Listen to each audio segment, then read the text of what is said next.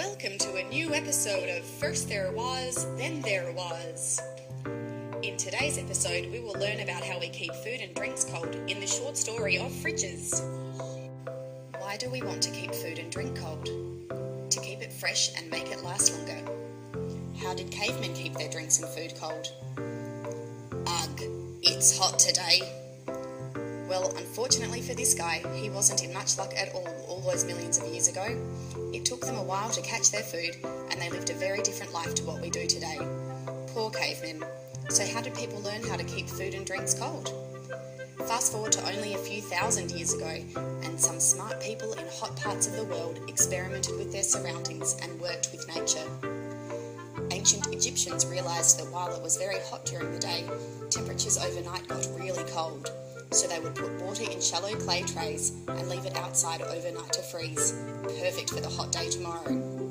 This wouldn't have been very good for keeping food for long periods of time, but it was a starting point.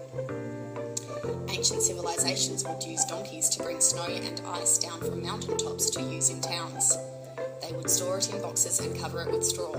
We call this insulation, and it was meant to slow down how quickly the temperature would change. But the ice wouldn't last long, and they could never have lots of it. So how did people learn how to keep food and drinks cold for longer? Well, about 200 years ago, more smart people took what they had already learned and used this knowledge to create a wooden icebox, made of wood, lined with metal, and insulated with materials such as sawdust and seaweed. People could have these iceboxes in their homes and could buy ice from merchants to put into the box to keep food and drinks cold.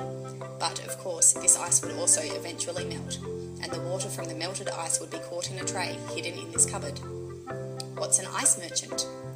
Well, I'm glad you asked. At the same time as iceboxes, smart business people were taking really big chunks of ice, like from frozen lakes in very cold parts of the world, and shipping it to warmer parts of the world and selling it to them. Your great-grandparents probably remember about this and have stories to tell you about it. Ask at home. So how and when did we get electric fridges and freezers like we have today? Well, it was about 100 years after the wooden icebox, and not too long after electricity was invented and available to people in their homes. Yes, we had to invent electricity too, and we'll look at that another time.